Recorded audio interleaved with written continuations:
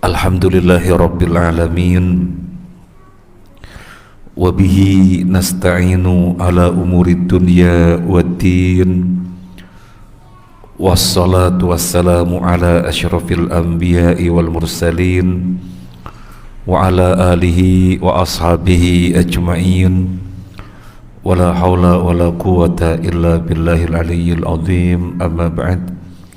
Para jamaah rahimani wa rahimakumullah, kajian kita tafsir surat Yunus terakhir sampai pada ayat 68. Baik, sekarang yang berikutnya 69 kita lanjutkan.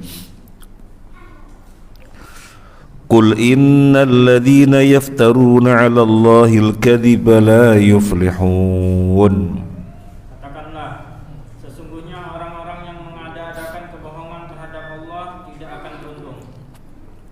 Kul, katakanlah, inna, sesungguhnya, alladzina, orang-orang, yaftaruna, membuat-buat, membikin-bikin, alallahi, atas Allah, al-kadhiba, kedustaan, kebohongan, la yuflihun, tidak beruntung.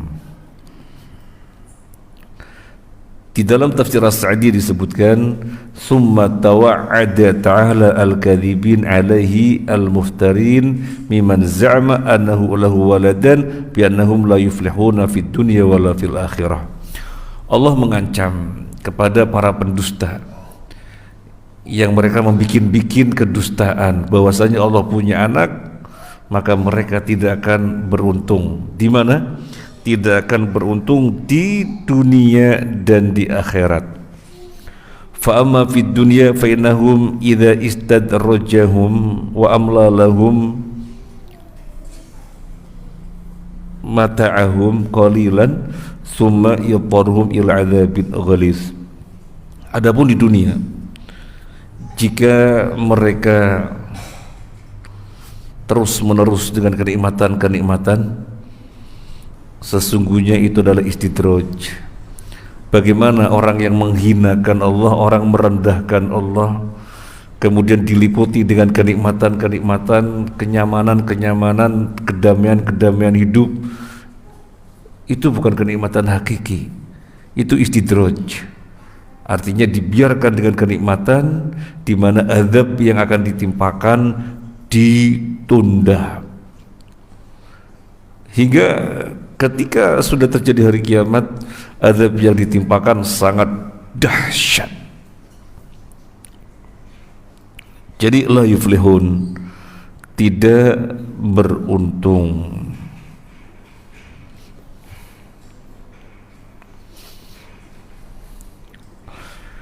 Kemudian di dalam Al-Qurtubi disebutkan, qul innal ladzina yaftaruna 'alallahi al-kadhib la yuflihuna ay la yafuzuna wa la ya'manuna. Dalam Al-Qurtubi disebutkan, katakanlah, sesungguhnya orang-orang yang membikin-bikin kedustaan atas Allah, maka mereka tidak beruntung, mereka tidak meraih kemenangan, dan mereka tidak ada jaminan keamanan. Tidak ada jaminan keamanan.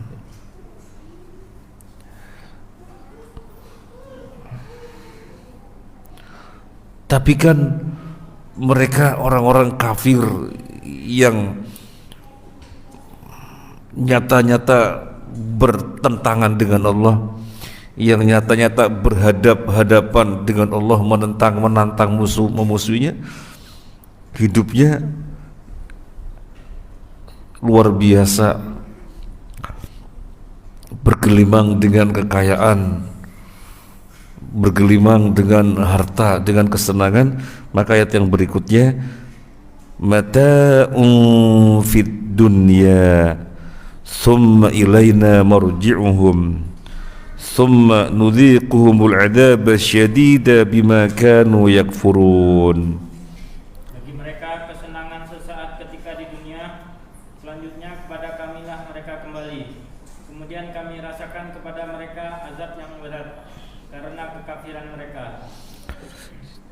mata'un,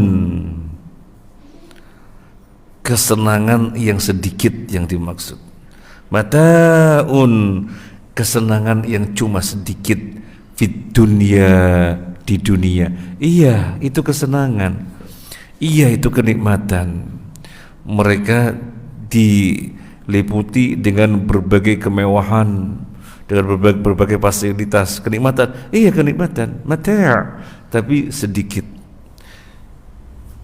Demikian keadaan di dunia. Kemudian apa kata Allah? Summa ilaina marji'uhum. Kemudian kepada kami mereka dikembalikan, tempat kembalinya mereka. Kepada kami, yang dimaksud kepada kami Allah, tempat kembalinya mereka. Terus mau kemana? Di dunia mendapatkan kenikmatan, tetapi kata Allah itu kenikmatan yang sedikit, kemudian mati, mau kemana? Karena pasti kembali kepada Allah. Dan apa yang terjadi selama hidupnya bermusuhan dengan Allah? Kenikmatan yang didapatkan, iya, kenikmatan bergelimang, iya, tapi itu sedikit. Dan di akhirat berhadapan dengan Allah, nudhiquhumul adzab. Kata Allah, kami timpakan kepada mereka azab. Azab yang bagaimana? Asyadida, yang dahsyat. Bima kanu yakfurun, atas apa yang mereka telah berbuat kekufuran. Jadi namanya mata'ul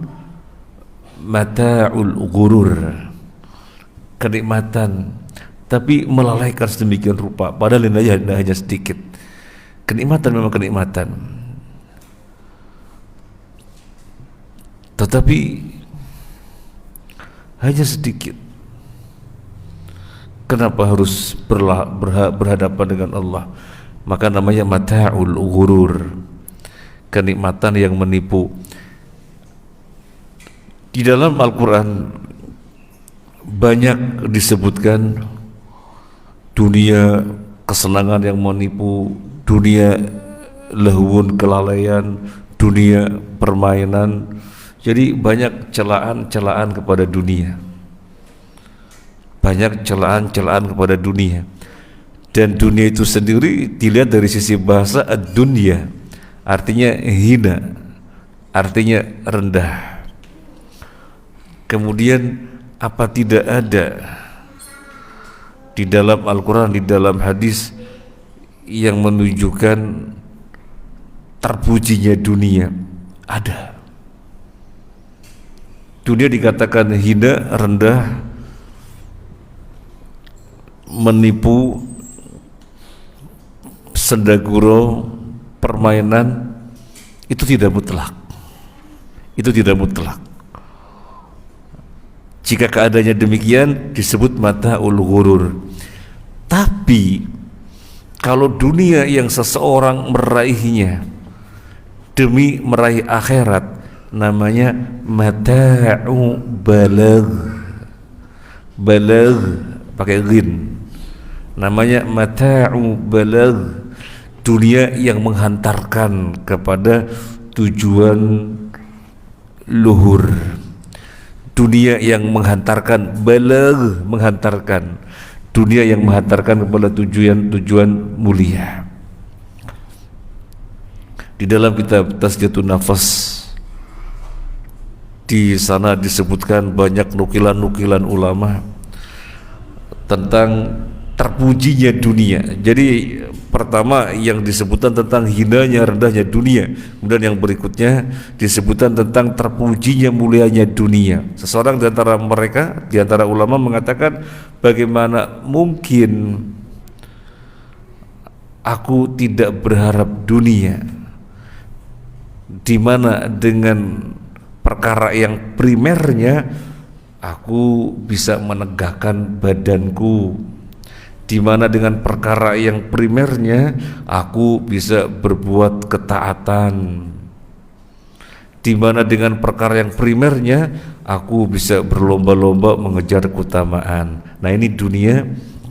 Dia mengatakan, gimana aku tidak berharap dunia, ternyata dunia yang ada pada dia dunia yang bisa menghantarkan kepada akhirat, namanya mata'u balaghin, mata'ul balagh, bukan mata'ul ghurur. Kalau misalnya ada seseorang mengatakan saya 50-50 aja dah, dunia dan akhirat 50-50, apakah ini boleh? Ya kalau pertanyaannya boleh, ya boleh-boleh saja. Tetapi yang diperintahkan Al-Quran bukan 50-50. Yang diperintahkan Al-Quran, dunia sekedar sarana saja untuk akhirat. Yang dikejar sedemikian rupa adalah akhirat. Allah berfirman, wabtaghi fima atakallahu darul akhirah, cari apa yang telah Allah sediakan untuk Anda berupa kampung akhirat. Jadi untuk kampung akhirat Allah memerintahkan wabtaghi, cari, kejar. Kalau untuk dunia, apa ungkapan dari Allah? Wala tansa nasibaka minad dunya, dengan tidak melupakan keberadaanmu di dunia. Dengan tidak melupakan, ya kejar akhirat, kejar dengan tidak melupakan keberadaanmu di dunia. Kamu butuh pakaian, kamu butuh makan, butuh minum, butuh tempat, sandang, pangan, itu mesti dipenuhi, itu jangan dilupakan. Jadi sekedar sarana saja, jangan sampai terlupakan. Yang dikejar adalah akhirat. Maka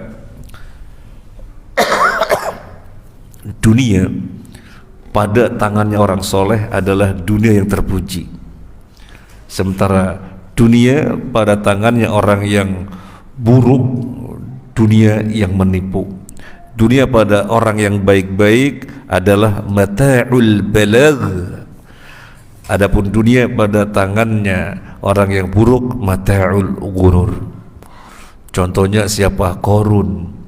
Karena ayat ini disebutkan, kemudian kemudian berikutnya berbicara tentang Qarun. Setelah Allah berfirman wabtaghi fima atakallahu daral akhirah wa la tansa nasibaka minad dunya wahsin kama ahsanallahu ilaik wa la tabghil fasada fil ard innallaha la yuhibbul mufsidin. Kemudian Allah berbicara tentang Qarun.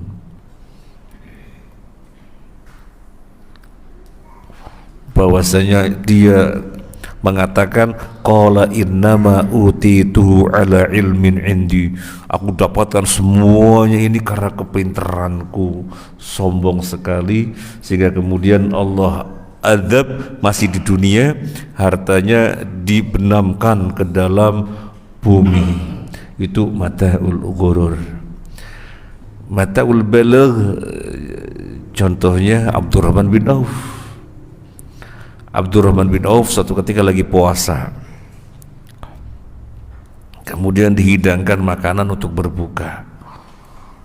Dia tidak kuasa untuk menyentuhkan tangannya pada makanan. Kenapa? Teringat Mus'ab bin Umair. Mus'ab bin Umair, engkau pemuda yang borju, memiliki banyak harta, tapi engkau hijrah ke Madinah sampai menjadi miskin papa. Ketika engkau meninggal, kain yang ditutupkan pada badanmu, kalau yang ditutupi kepala, kakinya terlihat karena gak mencukupi. Kalau yang ditutupkan kakinya, kepalanya terlihat.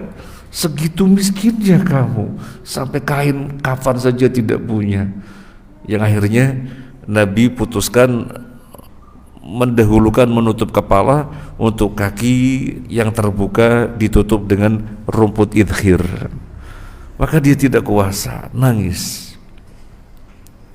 Sehingga sehingga Abdurrahman bin Auf mengatakan, betapa untungnya engkau wahai Mus'ab bin Umair, jangan-jangan Allah memberikan kenikmatan, disegerakan semuanya sekarang ini, dan aku nanti di akhirat tidak dapat apa-apa. Nangis. Makanya dari kesadaran ini tidak mau memiliki duniawi tetapi gurur menipu, maka Abdurrahman bin Auf adalah orang yang konglomerat dan sangat dermawan. Sangat dermawan, pernah mendermakan sekian jumlah onta yang sangat banyak dengan dinar yang ada di punggung-punggung onta.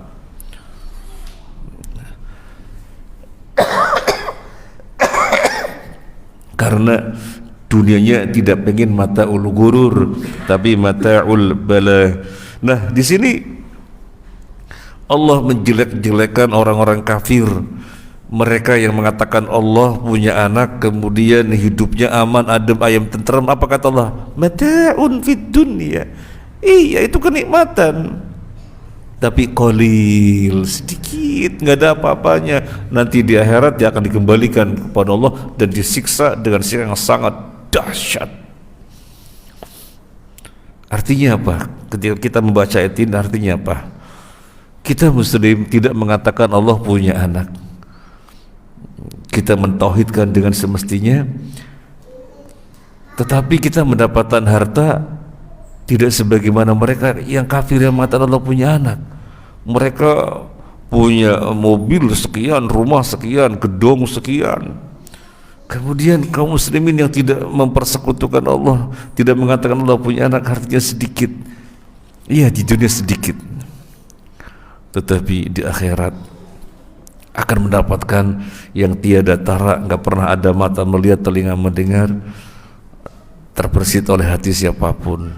Jadi beda keadaannya, beda keadaannya. Nah,